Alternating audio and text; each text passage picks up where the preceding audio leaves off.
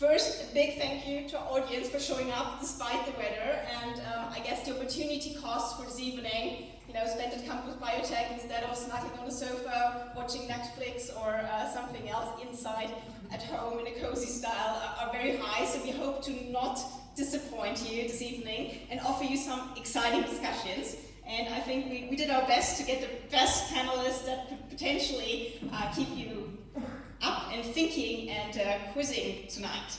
Try to explain, or don't explain, because we don't explain, we just try to show and then to foster them. They need to understand that they don't know. They don't know what they don't know.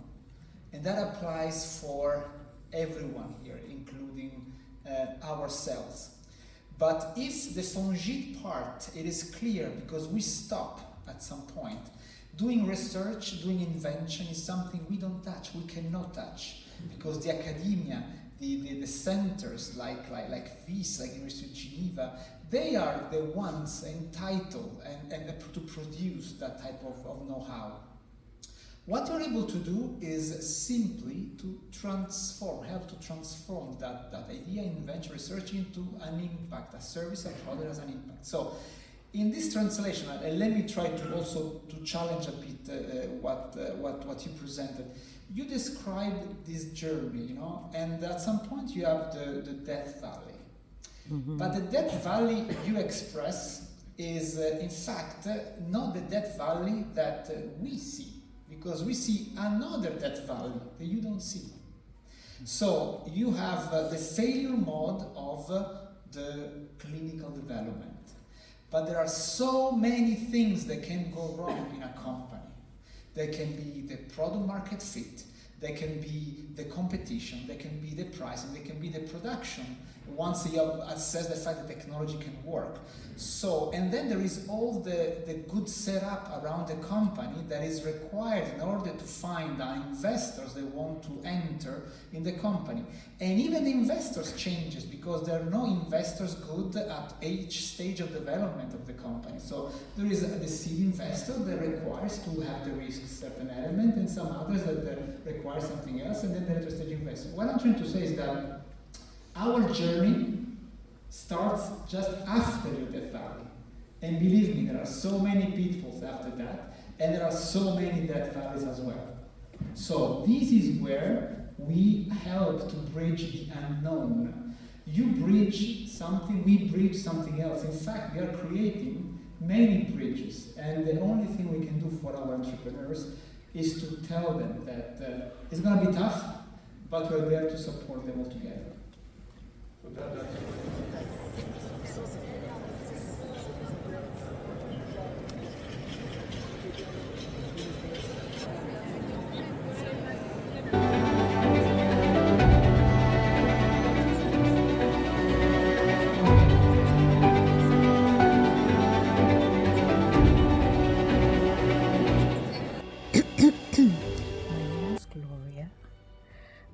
Geneva, Switzerland. Today is Thursday, 9th of November 2023. Today I am here at Campus BioTech at Sécheron here in Geneva. I'm here to participate in the BioAlps Networking Day. This is a day whereby the key important players, actors, partners in the innovation startup space in the life sciences get to meet, get to hear and learn about what is happening in the life sciences innovation space ecosystem, and they also get the opportunity to network. So why am I here? I'm not a researcher. No, I really don't have any business in the life sciences, but I'm just a curious mind because I believe that one doesn't really have to be part of this exclusive club member of, the life sciences innovation space to have a bright idea. I think the bright ideas can come from anywhere. I think anybody and everybody, especially linked to a personal experience where you get to see the gaps that exist in the current healthcare space, whereby as an external you may see things that people inside this exclusive club or space may not see. So I believe that anybody can have a good idea, but the challenge for me is that when you're not part of this very closed, exclusive club of experts in the life sciences space, how do you get your idea even to be considered? How do you get your idea from an outsider like myself to be heard? And maybe, just maybe, that idea could prove to be something that could impact society positively and still also have a commercial value or be of commercial value. So the thing is how to get people like me who believe they have bright ideas but have no clue as to how to get that idea from the head into the lab, and from the lab, to the market. So that's why I'm here, because all the important actors, players, partners in the life sciences innovation space will be here. So I get to know and see who is who, so that my next stage would be to go and talk to one of them that I believe could be interested in my idea. And at least for me, once I get that idea out of my head, I get an expert to listen to it, to evaluate it, and to say whether they think there's something there or not is already a big win. So that's why I'm here. As someone who's interested in the life sciences, as somebody who believes that there is a bright, good idea to be explored further, I'm here to learn about the system, the ecosystem, the innovation, the life sciences innovation space, as a complete outsider, and to see whether my idea, maybe, just maybe one day, could see the light. So now at least I've identified the person that I can approach to share my idea, and then afterwards we take it from there. So that's why I'm here today, Thursday, 9th of November 2023, at Campus BioTech office to participate in the BioAlps networking day. So in the morning we had 4 startups that came to share the progress or stage of their startups in the life sciences. And in the afternoon we're going to have expositions of personalized medicine and digital health. And actually this is where my idea comes into this is where my idea actually it concerns personalized medicine and digital health. So maybe, just maybe, in this afternoon session I will find answers to my question, and maybe I will be able to speak to one of the presenters who will be presenting on personalized medicine and digital health, whether the idea that I have could fly. I don't know, but this is why I'm here, to inquire, to listen, to learn, and to see how I can move my idea concerning personalized medicine and digital health from my head to for further research, and then into the lab, and maybe into the market. Who knows? But I think that if you don't try, you never know.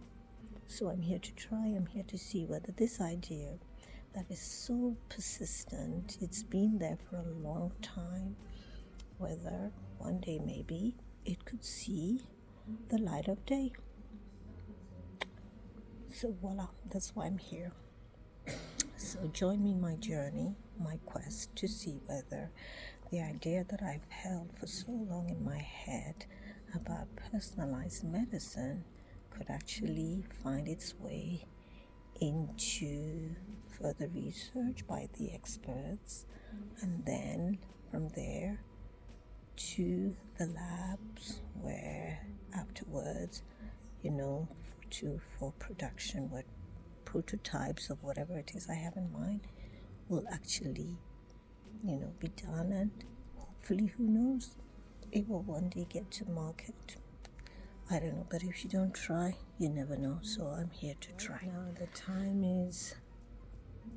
it's 10 to 1, so we have like 15 more minutes before the rest of the guest partners come back from lunch. So we are right now currently at lunch, at the lunch break, and voila. It's true that this moment is supposed to be for networking, but I just needed some time alone. So this is why I'm here, I needed some time alone. So voila.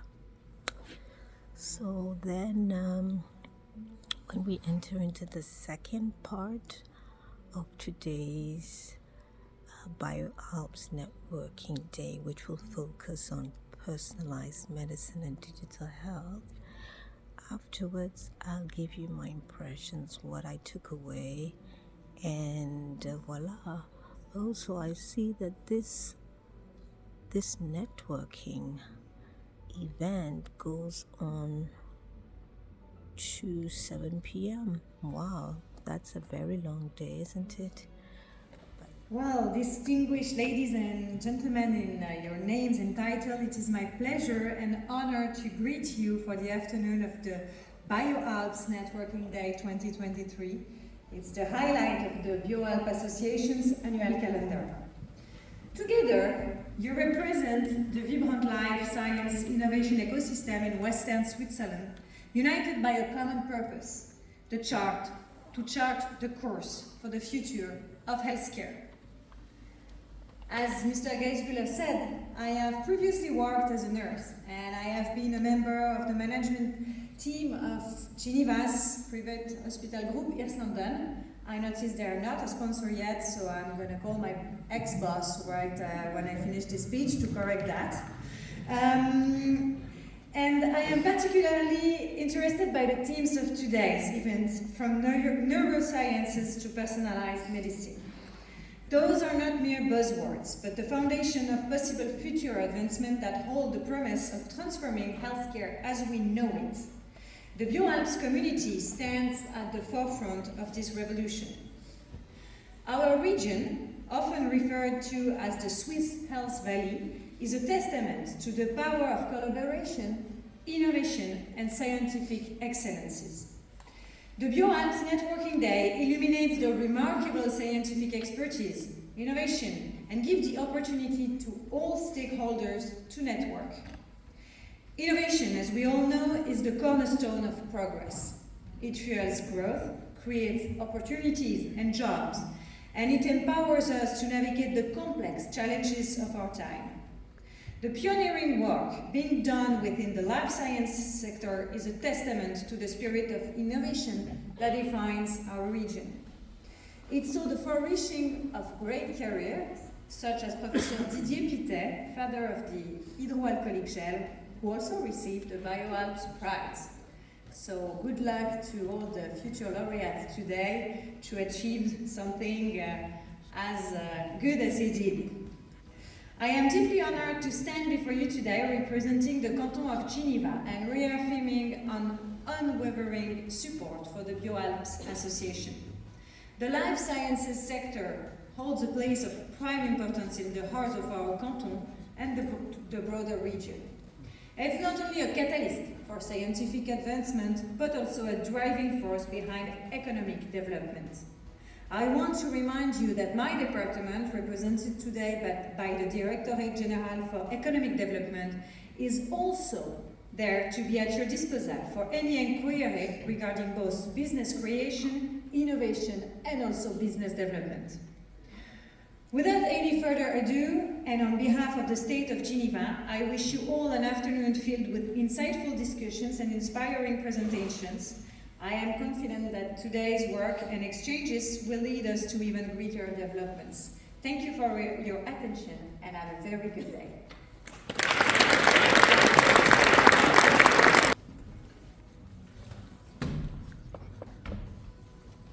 I get the hot seat, right? Yes. And well, thank you so much for agreeing on maybe getting out of our comfort zone of presenting ambitions and great projects, but maybe starting to discuss, what it takes, what are the things that need to be improved, how can we really make this chain of expertise and enthusiasm actually. And that we cannot do that. This should be your job. How do you see it? How do you plan actually to extrapolate those companies at some point? Say, hey guys, go. The world is yours. The world is yours, exactly. That certainly has to be the ambition for those who are within an organization like the Wyss Center, who are driving projects and so who need to feel passionate about taking a project out into the real world for facing multiple valleys of death, where thank God you will help them, right? You and others like you. But how do we do this? So when I came, we had at the Wyss Center, I think, a bit too broad of a perspective of what our role is. And I think over the last 6 months with the prioritization and strategy, it is my contribution that we want to be laser sharp. And we want to know exactly what our role is. And we want to know exactly what projects we pick up to support. And we want to know exactly how long we must support them for these projects to have a chance of being helped across the first valley of death. And then let go. And I think those at the Wyss Center who are here, they will attest that we now have already accelerated the plans for exiting projects into the area where then external capital can come in. But you're exactly right. The timing is the critical point. So we see ourselves increasingly as Craig Cook, our head of business development, brought this term to us, a startup studio. So this concept where you have projects internal and you want to see what is the right time for the projects that you go out and have external actors come in and support and pick up. Non-dilutive funding is very important in the beginning, because if you have external capital come in no time, is sort of the position of the founders reduced to very little. Motivation then becomes question of control, is no longer with the founders. So it's all about timing. We are at the Wyss Center, I think, perhaps guilty of having missed a few time points where technologies that I think are cool and very promising should have perhaps left. And that's, I think, something that we can change. Going forward, we clearly want to help the projects to become that they can walk on 2 feet. And as soon as we can see the baby has the capability to walk on 2 feet, then they can go. And that varies from project to project. That varies from the champion to champion, who is taking the project forward into a company. Not everybody is the same in the way they execute and so on. So we need the flexibility to adjust to the needs of individual projects.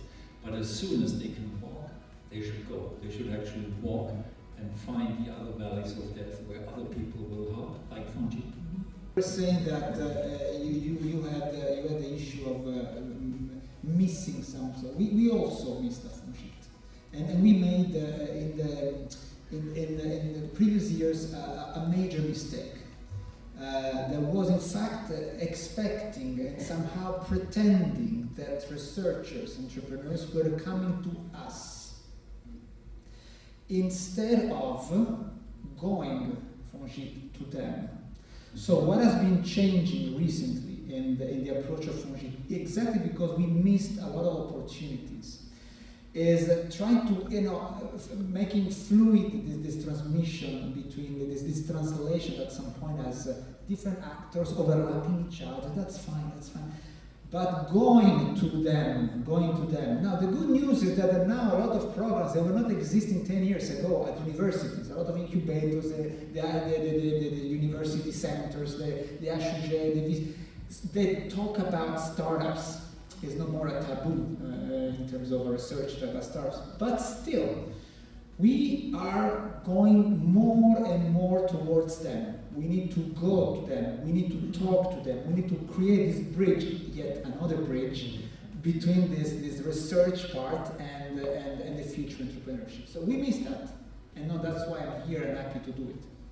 So how can we help you do that from the Faculty of Medicine, from the University of Geneva, to really get a chance to address those researchers?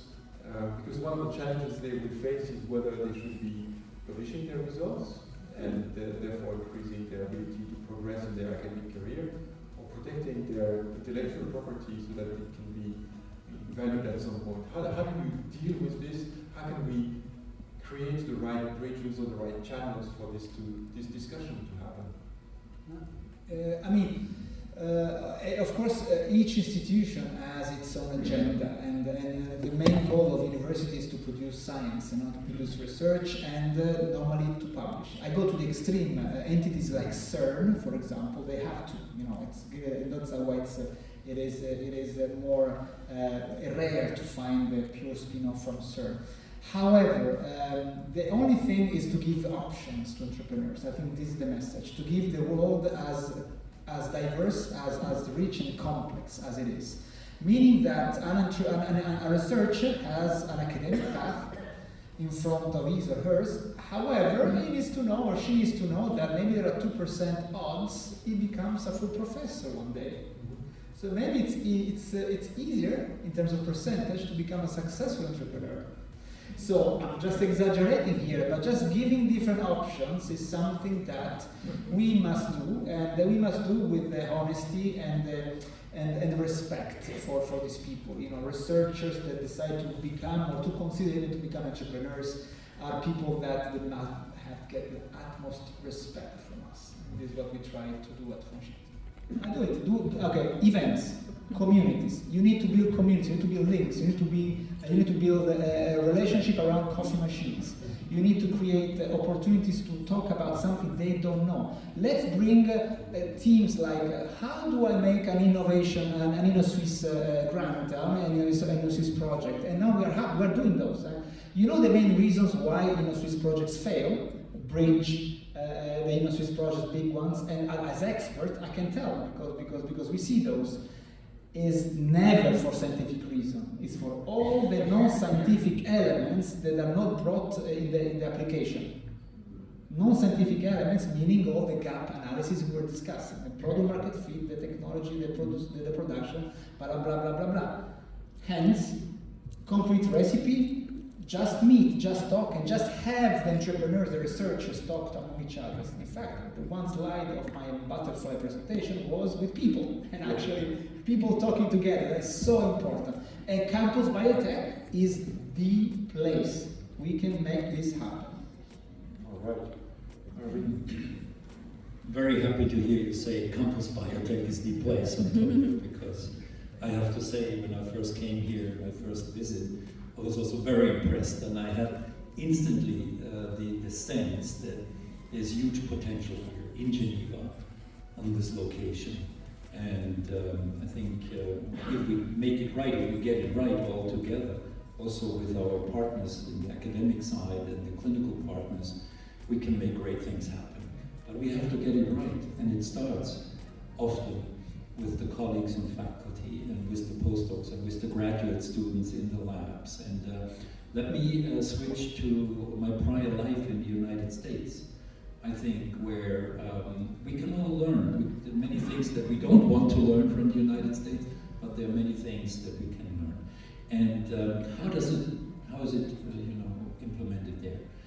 At Mount Sinai School of Medicine, where I'm still professor, and I have been for 20 years.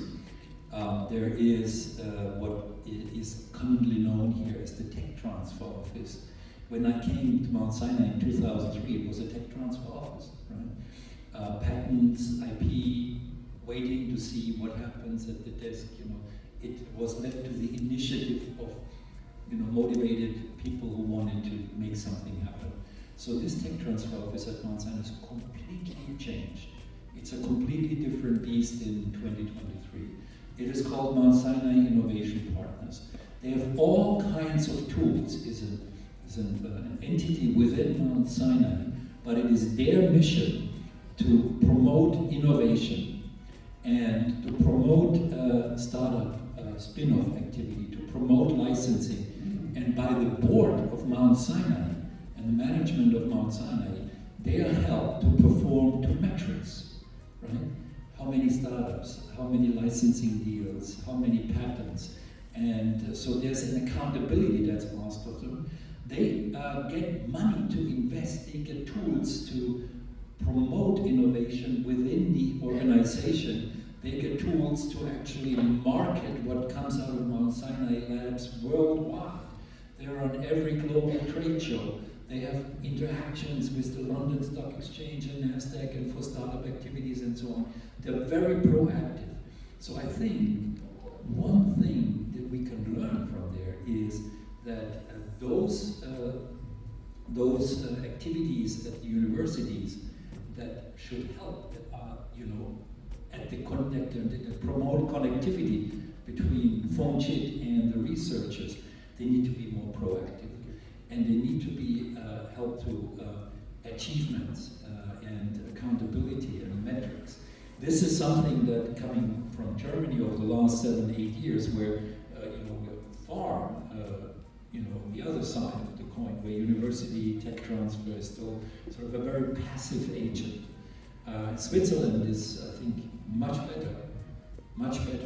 But I still think there's a little step to be taken to be competitive with the US actors, and becoming from a passive to a very active agent that connects on a weekly or monthly basis with FONCHIT and see what do you have. I had a conversation last week with this guy on my faculty in this department. They have something interesting. Would you like to hear about it?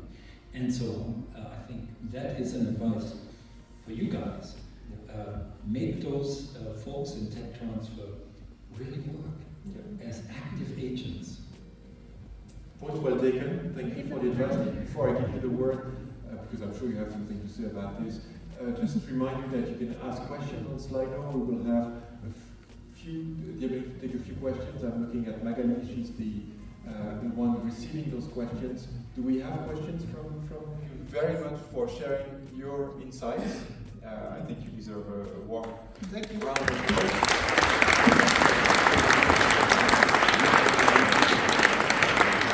We'll get back to the core business of today, which is also showcasing startups, and I will ask Wilma to come back on the stage and present the two. So here I am again with a continuation of my story. We're at our coffee break and we're supposed to network. I have met at least one person.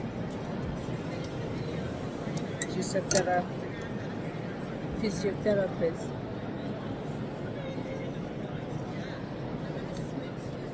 Born, bred and educated in Belgium. the last 3 years. She moved from Belgium to Geneva.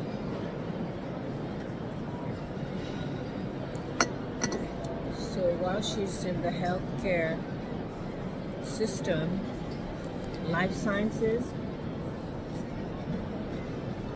in this particular context, it's foreign to her like me. So I think out of the 4 questions that came from the public using Slido, the app, 2 of the 4 were put forward by me. And they were considered good, but for someone who's an outsider, I think that's pretty impressive.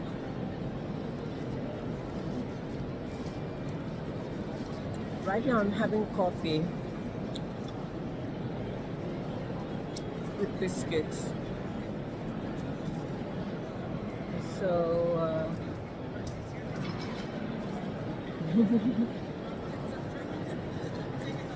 I don't know whether I can go out for a bit. I think I need some fresh air. But there may be a problem with the badge. But once I go out, I may not be able to come in.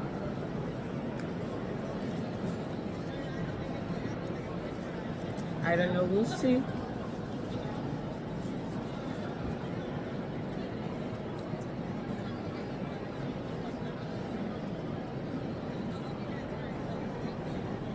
I'm beginning to feel tired. It's been a long day. It's 3:40 right now.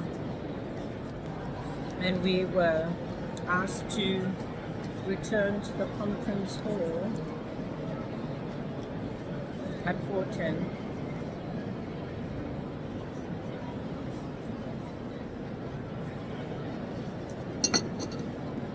So before then, I hope to be able to just open the door and take in some fresh air. Then I'll go to the toilet, then I'll go back to the room.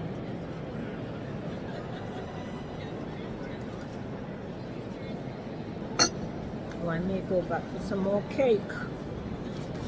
Yep.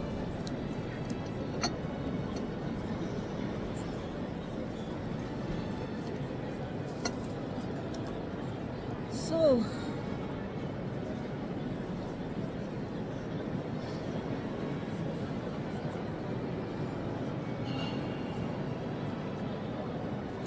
as you can see,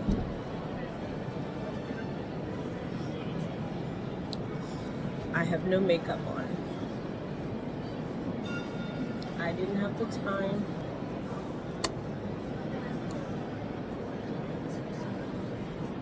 Efficace treatment, life-threatening treatment. That possibility is given for us from the advanced therapy medicinal product, but as well as a lot of medical another medicine in oncology or genetic disease. And that is the title of my presentation. That is the reason of the title of my presentation. How to bring in innovation and regulation together. Maybe for a lot of the people that is not working together, but we try to bring it together.